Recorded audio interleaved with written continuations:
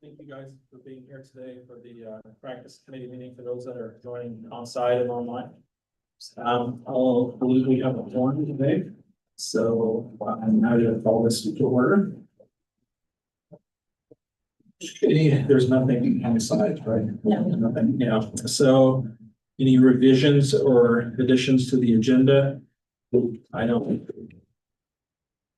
Any announcements? There are the two general counsels. They're not gonna be here for this one.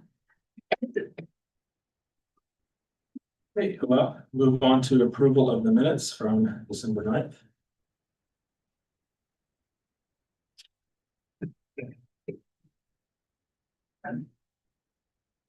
Chair, I need to approve the minutes from the December 9th, 2025 practice committee.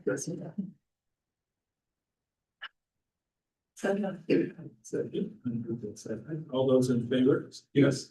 Yes. All opposed? Abstentions, discussion? Okay. Okay, we'll move on to the consent.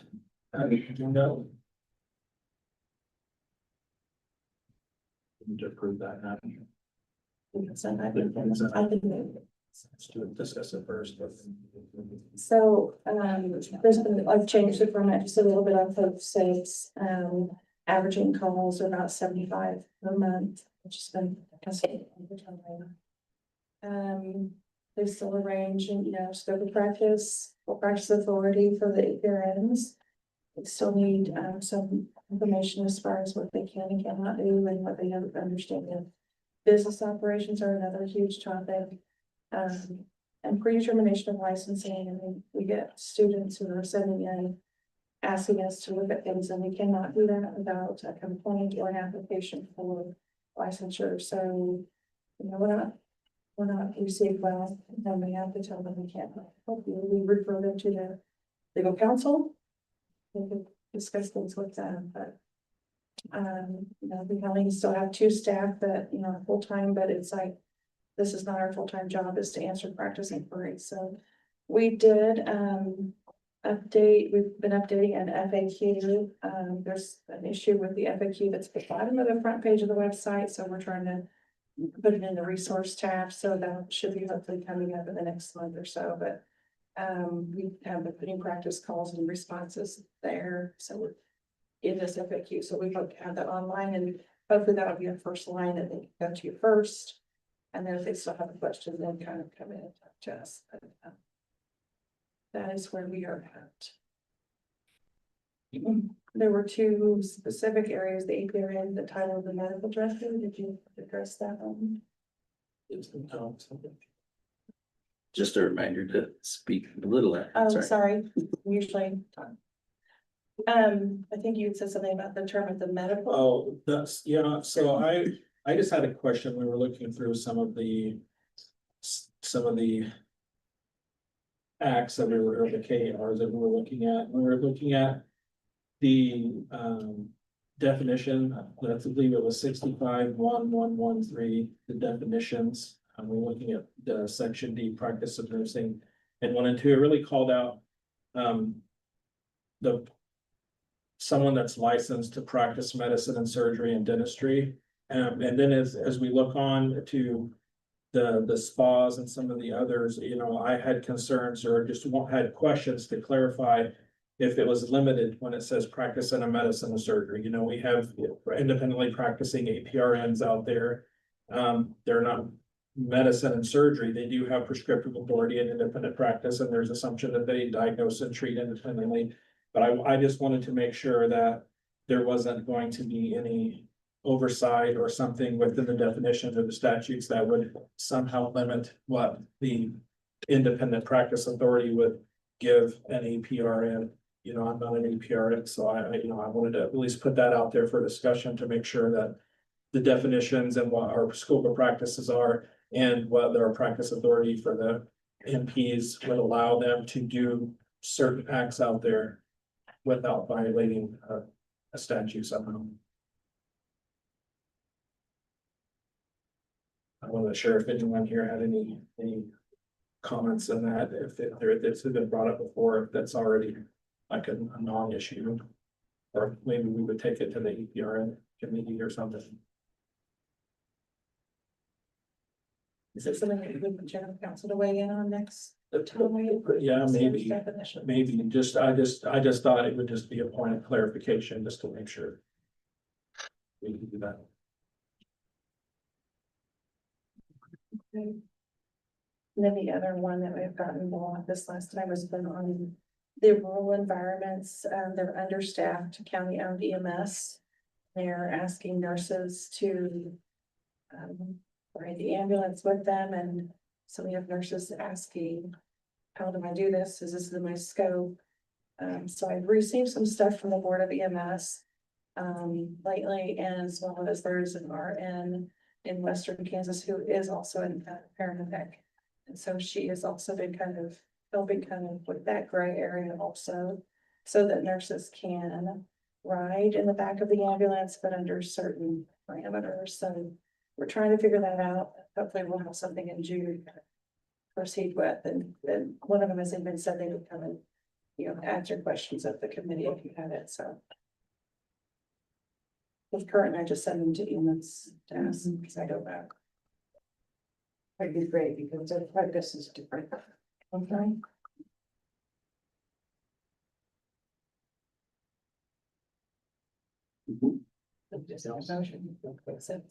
Yeah, the motion to approve the agenda. Is it? I move to approve the consent item agenda, which included practice calls. I'll second. Moved and seconded, all those in favor, yes? Yes. Any opposed? No. Any abstentions? Any discussion?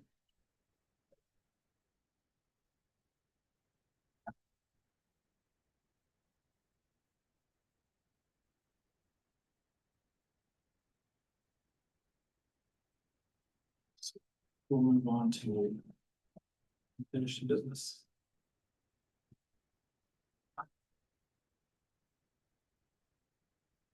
We'll review the statutes, beginning with KSA 651113 definitions, and make really common law what my only thought was in that, just to have clarification for that point.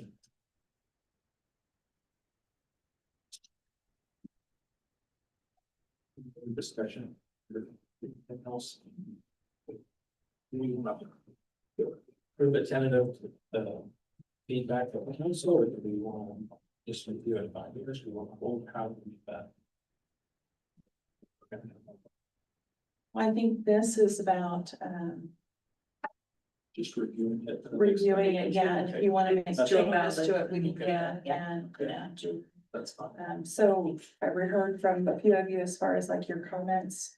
So I put those in here, so you need to agree on what you wanted to say. So do you want it to include everything that was given to me, or do you want to just reword it? It's up to you guys.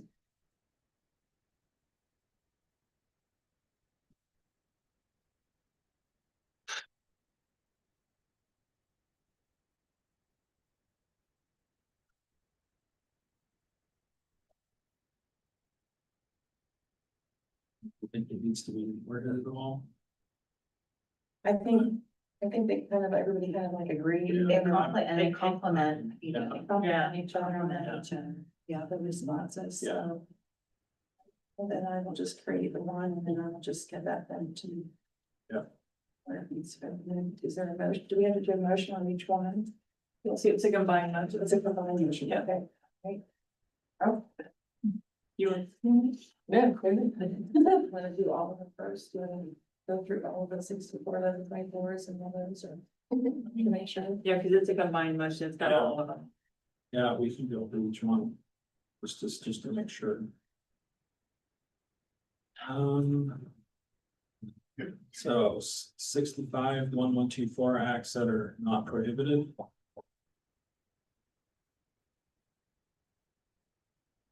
Any changes with that? They complement. each other too. And 63102 duplicate of initial license. Now, this one is slated to be rebooted already, so. And then 615103, change of name.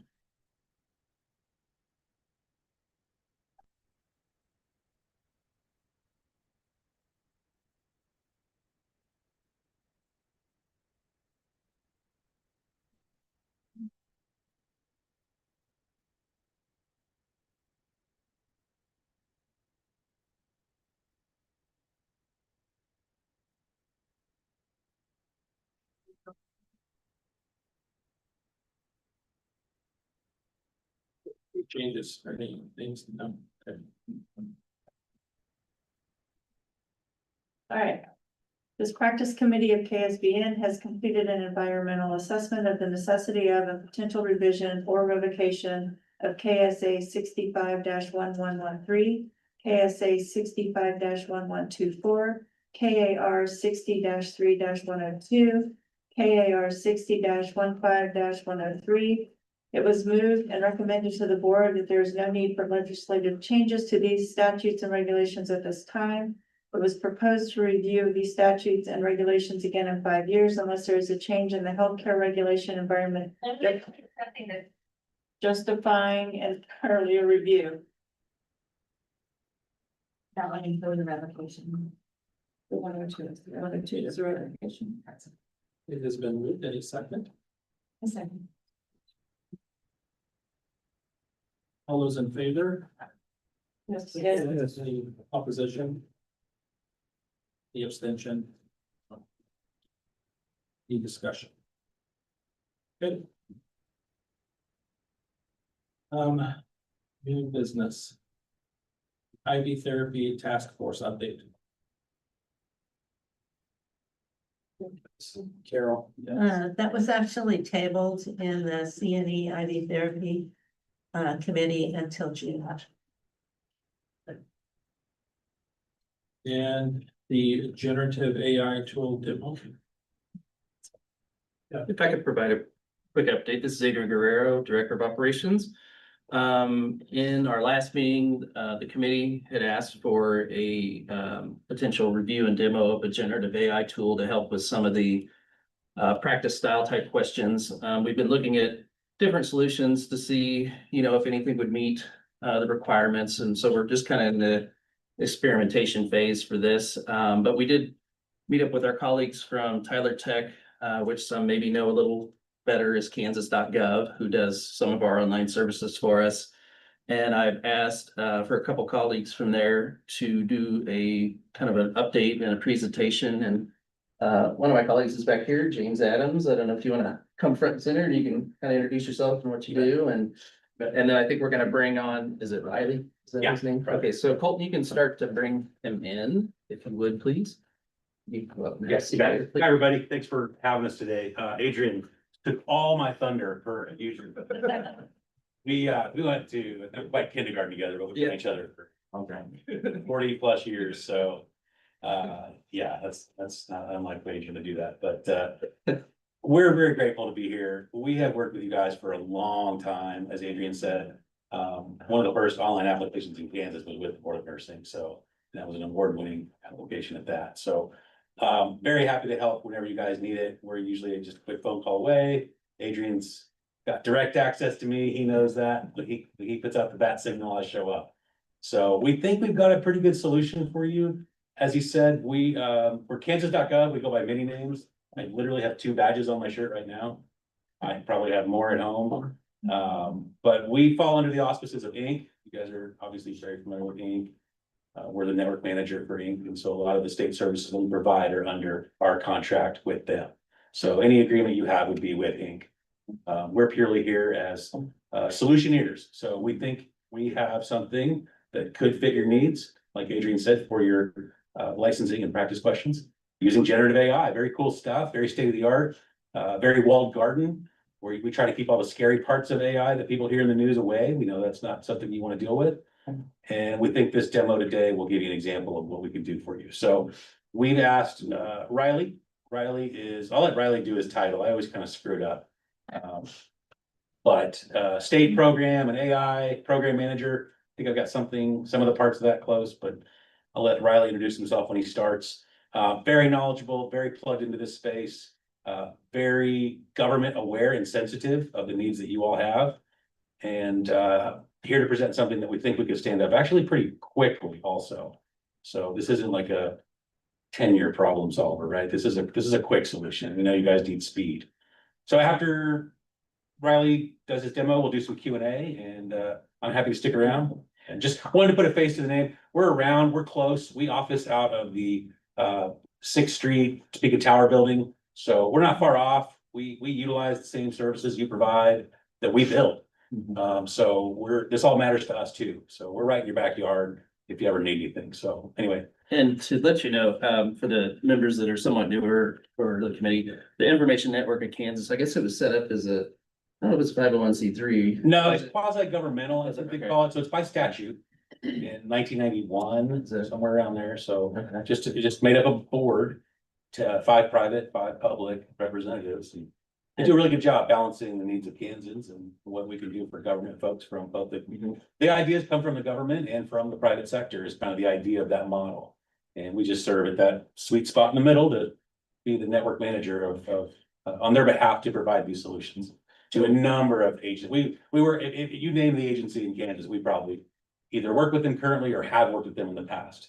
And our footprint extends well into local municipalities as well. So, And we also have Murray McGee, who's the director of Inc., I guess, also on the line. So maybe we can invite him in and if he feels like it. I don't know if he can hear me or not. But yeah, if you want to turn it over to Riley. yeah, Riley, you want to go ahead and take it over and I'll let you introduce yourself and unbutcher whatever I did and clean it up and show us what you got.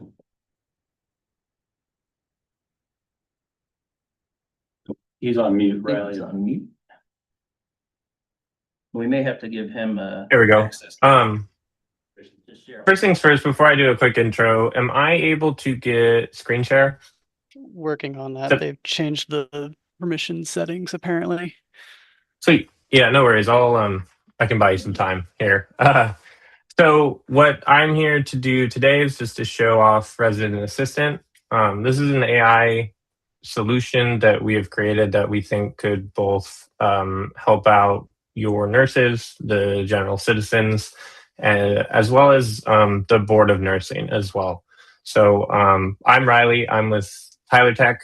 My title is Data and AI Program Manager. I've been responsible for a lot of big data deployments, as well as creating some of these AI solutions that we're going to show off today.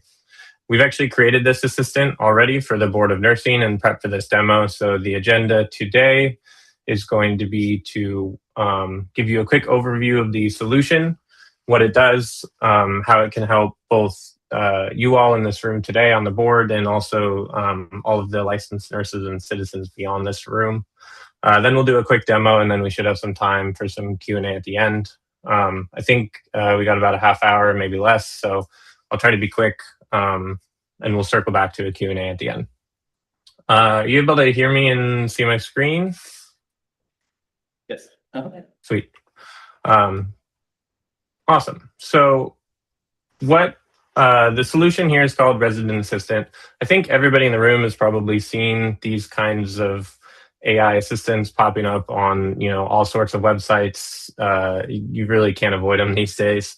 Ours is similar to that, but better and purpose-built for government. What it is designed to do is to be a friendly assistant that is trying to break down informational silos that exist across, the internet, PDFs, various places across your sources. So we leverage generative AI to break down those barriers, to pull in that information from a whole bunch of different sources and make it available to the users, which in this case, again, is anyone who accesses your public website. We want to make all that information that you all work hard to provide easily accessible in one place. We want to meet the citizens and the nurses where they're at today, on their mobile phones, on their tablets, on their computers, wherever. We want to make that information and the services accessible to them quickly and easily. This can be more than just a chatbot. That's usually what it starts out as, but we do have the ability to integrate with other services. Maybe you have some data behind closed doors or behind the login that we want to bring in. I want to be very clear that this is a highly configurable assistant. And most importantly, what we're going to show off here today and what we would implement with you all, these assistants are grounded exclusively in your data. So right now, the demo assistant that I'm going to show and provide is only indexing your Kansas Board of Nursing website. It does not know anything about the news. It does not know anything about Reddit. It cannot go off to Twitter or Facebook or any website beyond the Kansas Board of Nursing. What that would look like in reality if we were to move forward is we can leave it as that, or you can provide us additional websites that you want it to be able to scrape and provide information about. From within those websites, we can tweak it further than that. If there's a page on your site that lists something that you don't want the assistant to talk about or converse with somebody about, we can exclude that. So the knowledge sources are highly configurable, but most importantly, it's grounded exclusively in the information that you all put out that is already publicly available.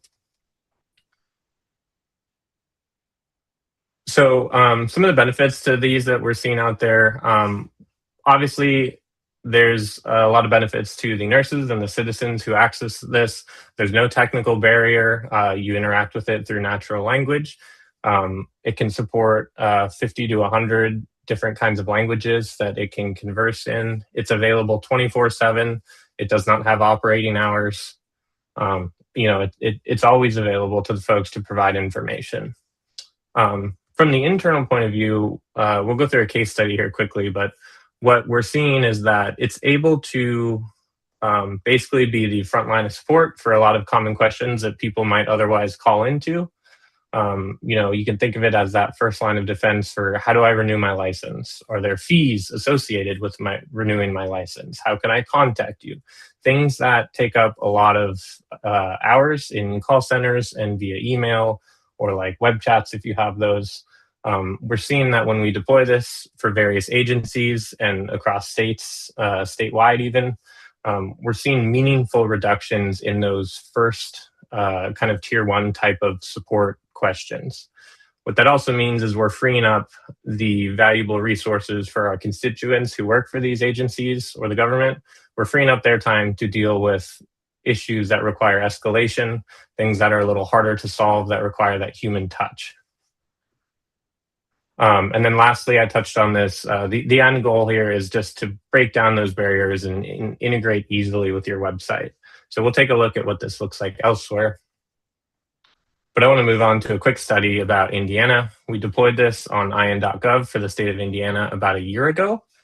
This case study is going to be focused on kind of the analytics around that. So what we're seeing in the story that has been told as we've been deployed there for the better part of a year, we ran a comparison that is basically spanned May to August of 2025. We took that data, we compared it to the same period in 2024 where we were not deployed. What we saw is that people were finding information more efficiently. They used to have a Google type search up in the top right corner of their site. You could search their site. Those searches were down by 1.6 million searches. They actually removed that from their site entirely. They were paying Google to host that. They replaced it with our assistant. With that reduction of 1.6 million searches, that was replaced by about 214,000 questions to the Ask Indiana assistant. So what that tells us is people are finding answers to their questions quickly and efficiently, definitely a lot quicker than they were when they just kind of had to Google search within the site. We also found that people were spending less time on the website. People were finding the information they were looking for quicker, so they weren't necessarily having to hang out on the website as much. And even with that reduction in time in the website spent, since we deployed the assistant over that 4-month period, page views on IN.gov went up by 10.5 million. So when you pile all this together, I think it tells a really neat story about how we were able to come in and very quickly break down those silos, provide access to information both quickly and efficiently for the state of Indiana.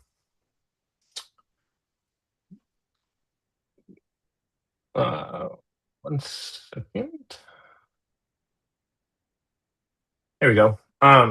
This next page is about another agency. So Indiana was a statewide deployment. I know we're at the agency level here. So this is an example of what we can do for an agency and what we have done for an agency recently. We deployed this to the Nebraska DMV as part of a pilot before a rollout to the entire state. We were live, we've been live since December 10th. And what we're seeing within that agency is their activity actually rivals a statewide site. I think, that's something we might expect here at the Board of Nursing, but since we deployed it, we had 38,000 users come in over 4 months. They asked about 88,000 questions, which equates to about 1,000 questions per day.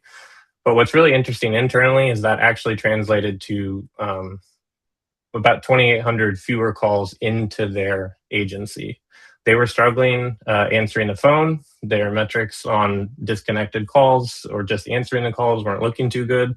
So we were able to come in and help them turn that around without hiring additional folks, which they did not have the budget to do.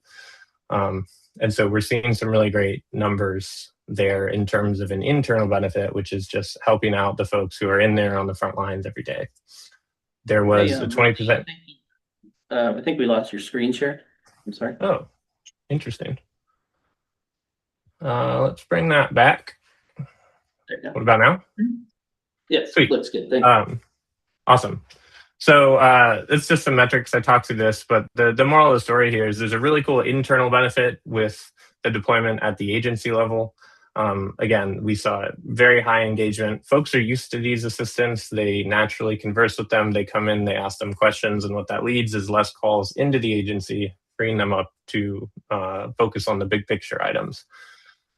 Some other neat things, we saw 50 languages used over those 4 months, and about 20% of the interaction came outside of DMV operating hours, which I think is really interesting. Those are calls that pile up in the morning or, right before they close at the end of the day.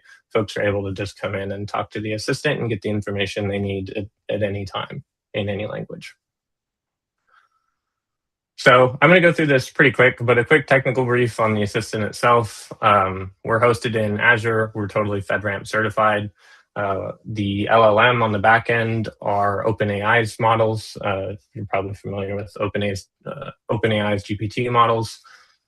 The chat logs go into Heroku Postgres, which is in AWS. I want to be very clear that we do not do any training on the logs. We are not training any models on any of your data or conversations. Those are just stored for auditing purposes.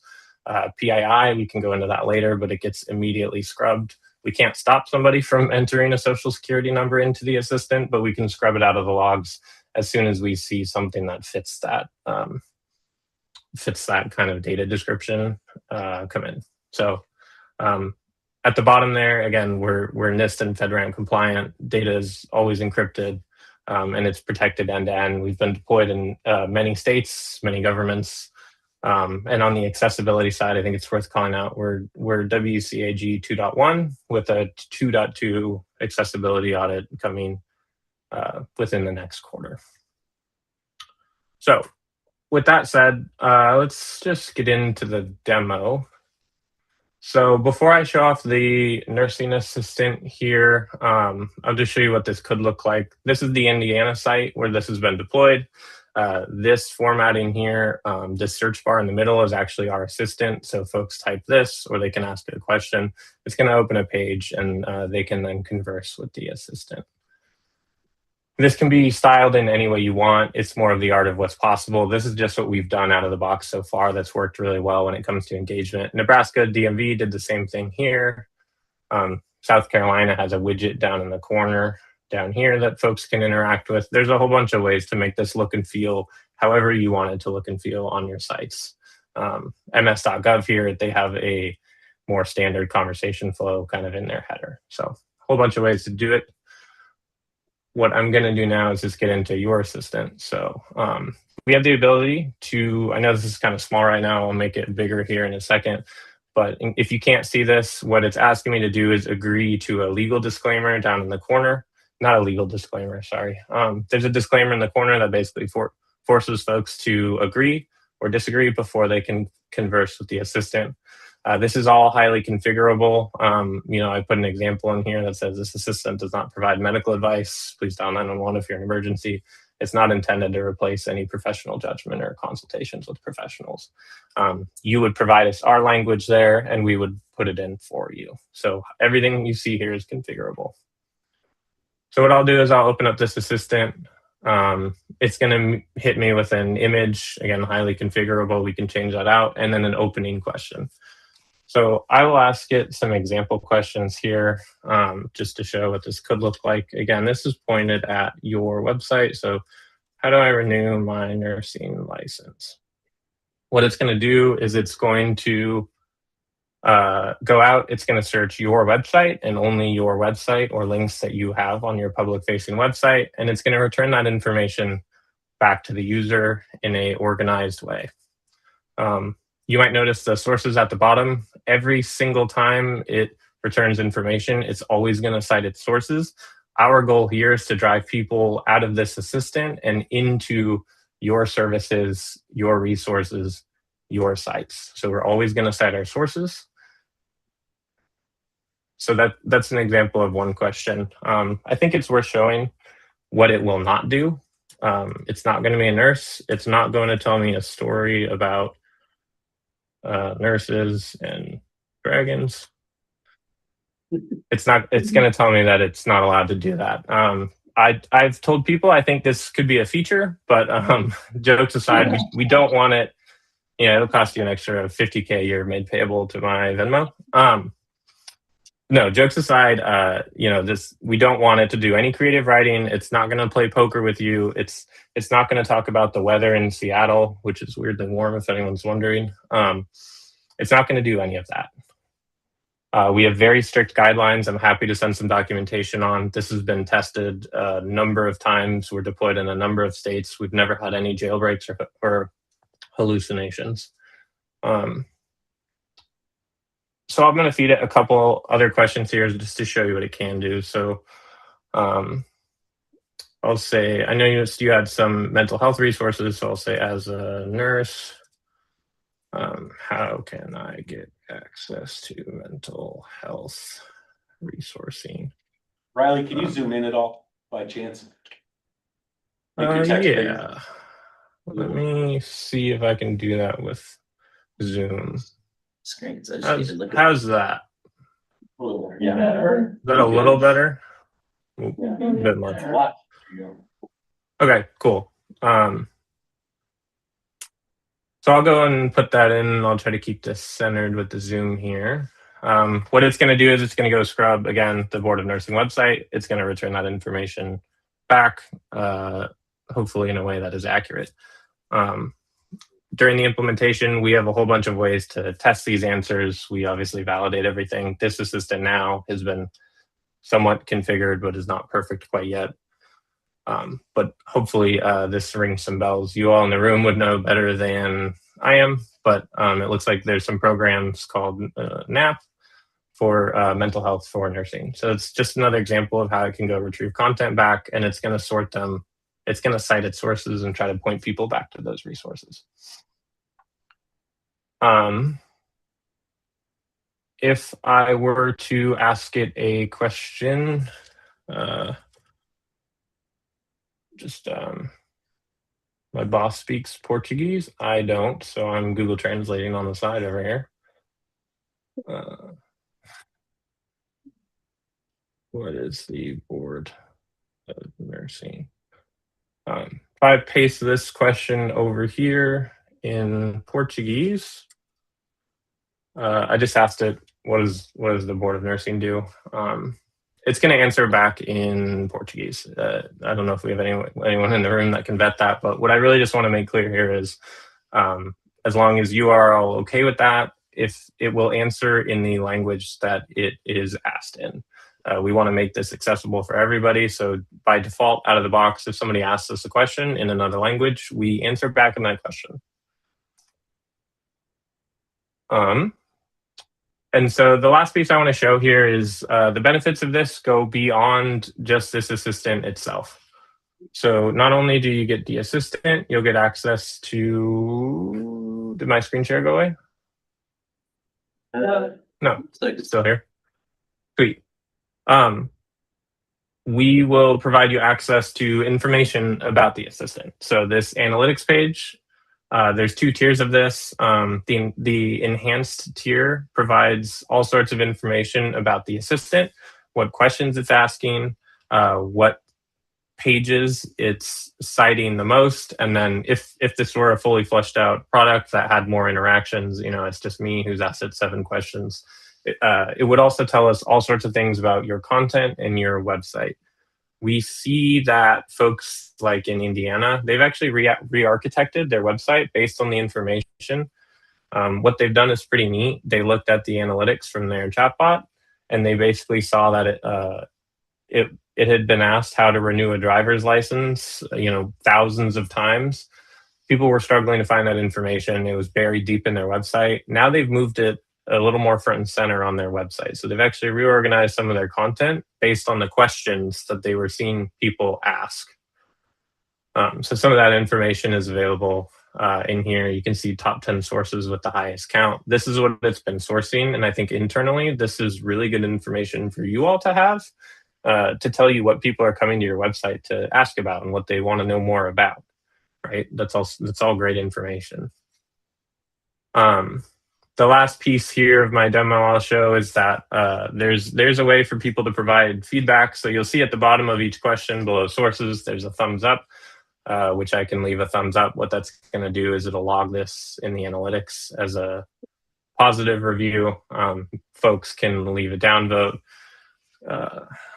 It's going to ask for some feedback. I can say, boo, you suck, submit it. And that's going to head over into these, the feedback over here.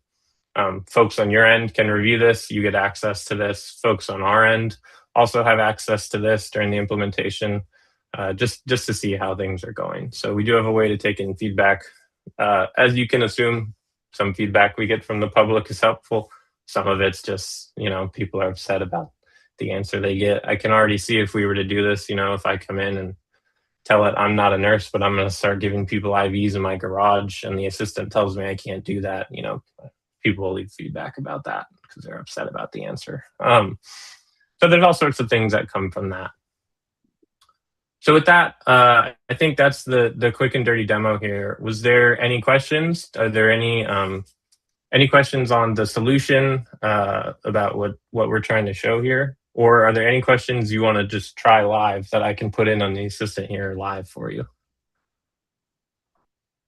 Well, we're getting a little closer on the agenda. I think I don't know if you guys have one, Mark. Just one. Okay.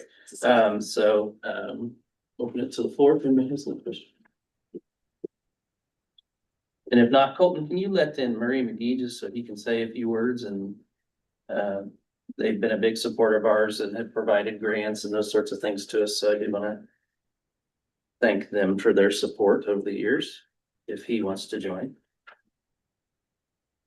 Or can join.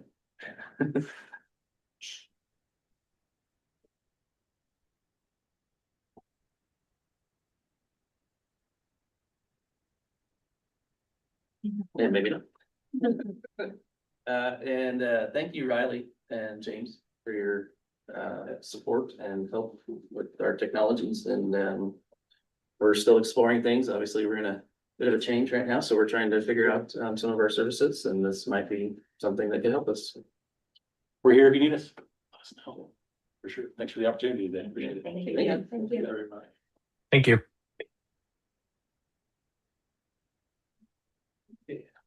On to the next item, the business operations, Botox, med spas, and IV hydration.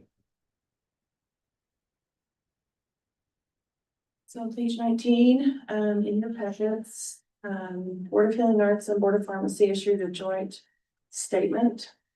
This was from a collaborative, I think, from various regulatory agencies.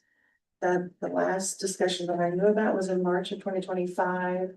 And then this was posted in February of 2026.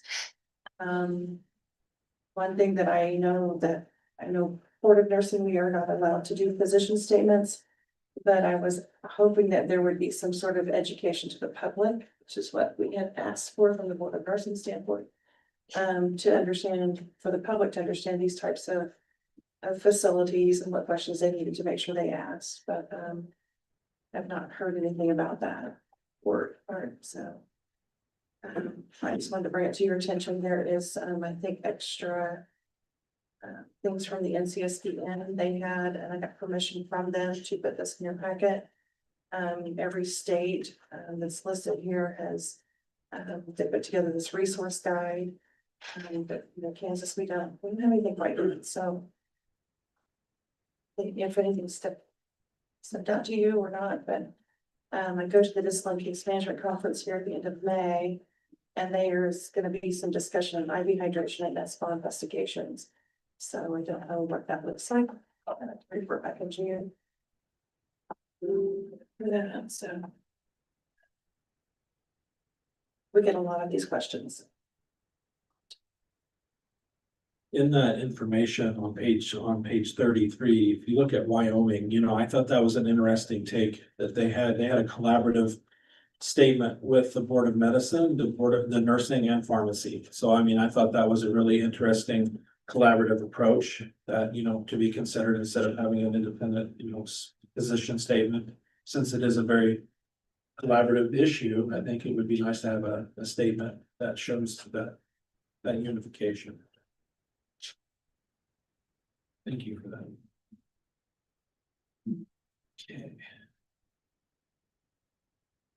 So, the items for the agenda for the 2026 committee. More of those legislative reviews. You're gonna report on that, I think, and. After your meeting.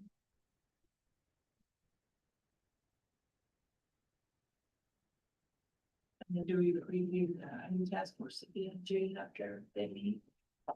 Give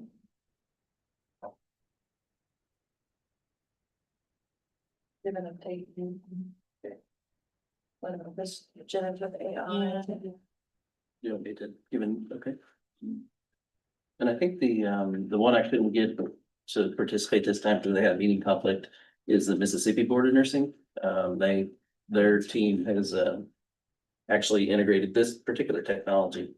And so maybe that's something we could try and get at one of the meetings if you'd like to see it. Get a board perspective. Yeah. Okay, see if I can get that lined up. Okay. The other discussion. Thank you again to the guests for their presentation. That was really informative. I appreciate that. Appreciate everyone's time.